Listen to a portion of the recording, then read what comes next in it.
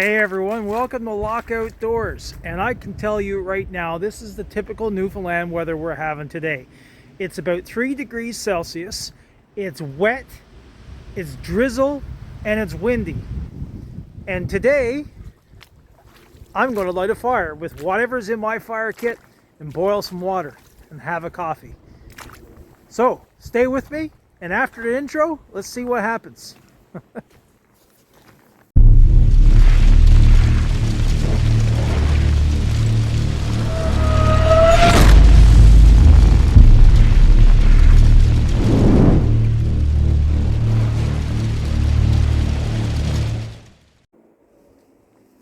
Kind of hard to see, but there is a fair amount of wind blowing. I'm in the Torbay trees right now, but there is a fair breeze blowing.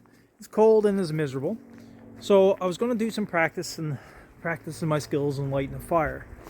And in today's video, the only thing I have on me is whatever's in my fire kit. So in my fire kit, I usually carry a ferrorod and striker. I have some dryer lint.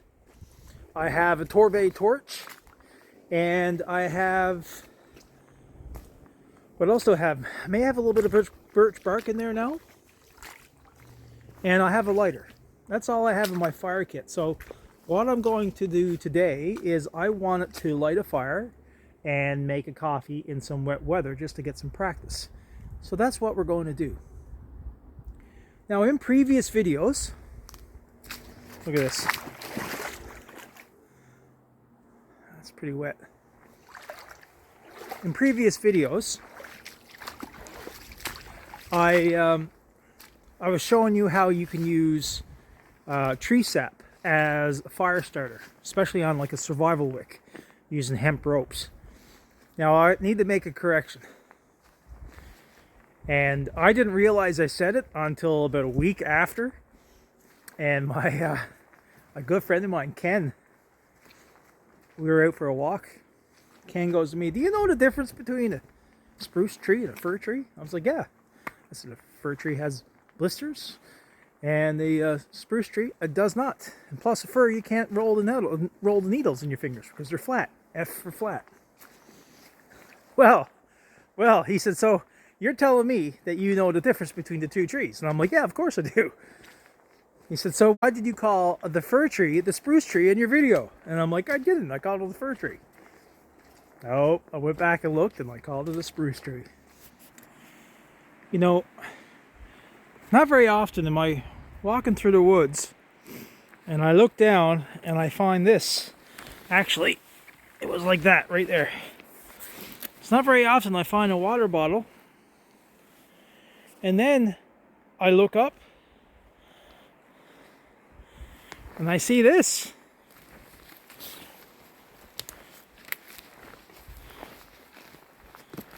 A pot.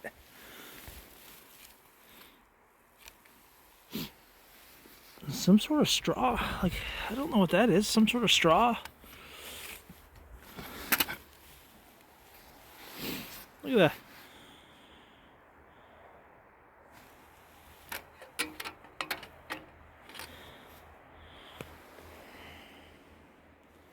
I come through here almost on a daily basis, and yeah, that's new. Well, I'll take that pot back with me. So strange, the things you find in the woods. But yeah, I'm going to take that pot back with me. I could use a new pot for sure.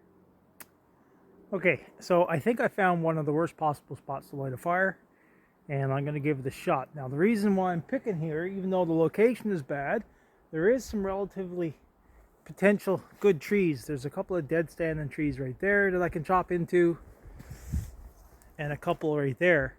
And hopefully that should get me enough to light a fire, get things hot enough to boil some water.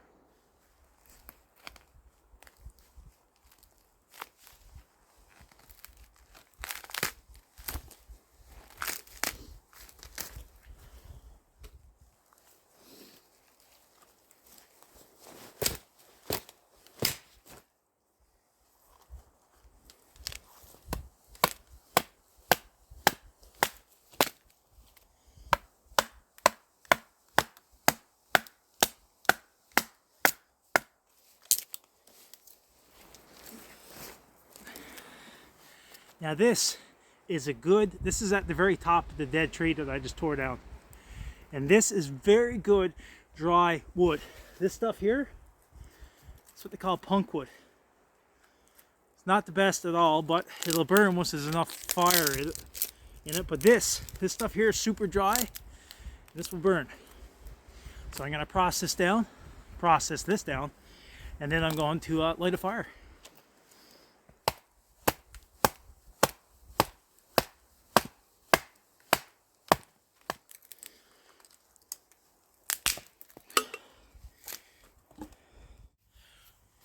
Okay, so this is my fire kit, and this is what my options are.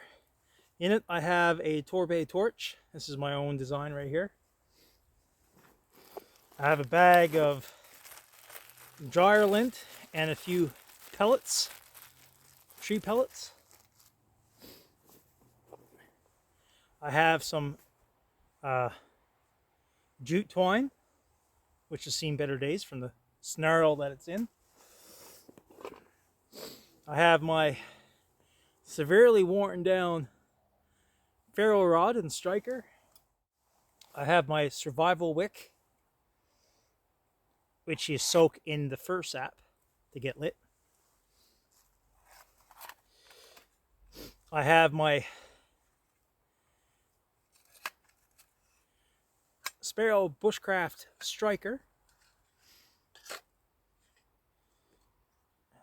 And a very small amount of char cloth. So who knows? We might try to get this going.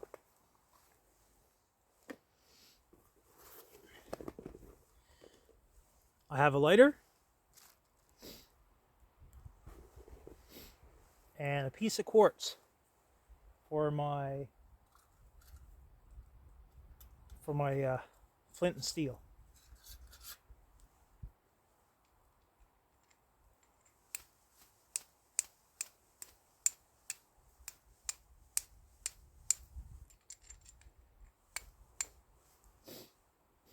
So I'm going to use my flint and steel now directly on my Torbay Torch. Now this is as real life conditions as I can get it. Things are a little bit damp. We'll see if it works.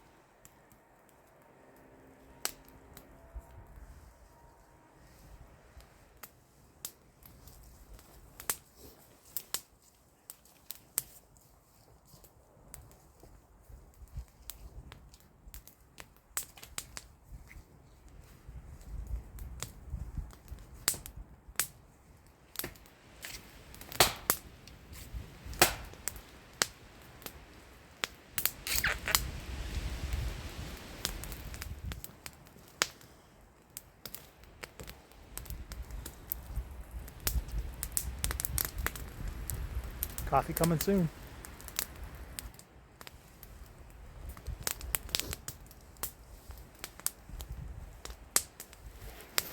So my fire's dying down now. I had my coffee. Fire was going really good. And yeah, I was talking to Sparrow Bushcraft there while the camera was turned off. Bill, he's over on Instagram. And if you want to check out a really talented individual, go check out Sparrow Bushcraft on Instagram. super talented guy, very knowledgeable. And anyway, we're just having a little chat, and I was saying I was out of char cloth, and he said, well, why not use the bunkwood? I was like, of course, why not use the bunkwood? So as the embers are dying down, I got my tin in there now with punkwood, and I'm making some char, so I can use my flint and steel next time around. But anyway, I'm going to sign off now. I'm just starting to get hit by some rain, and I've been sitting on the wet moss here now for the last hour, and kind of achy in my old age. Anyway, everybody, thanks for watching the video. I'm just out having fun in the woods, and I want to encourage everyone to get outside whenever you can, even if it's just in your own backyard. Get outside, enjoy the woods, enjoy the fresh air, do the forest bathing thing. Breathe it all in and enjoy, and enjoy life. And special shout out to my bestest friend, because I was struggling with the idea of having to go out today, and they told me something very important and reminded me just how important it was for me, and it is for me, to get outside. So getting outside is extremely important to one's mental health and physical health, so take every opportunity you can. Anyway, my fire's starting to die down. Again, come visit me over on YouTube if you want. Make sure you like and subscribe my stuff over there. And yeah, you're watching me here now on Roku TV and Fire TV on Amazon. Yeah, and this is Eon Media. Anyway, take care everyone, stay safe, and we'll see you next week.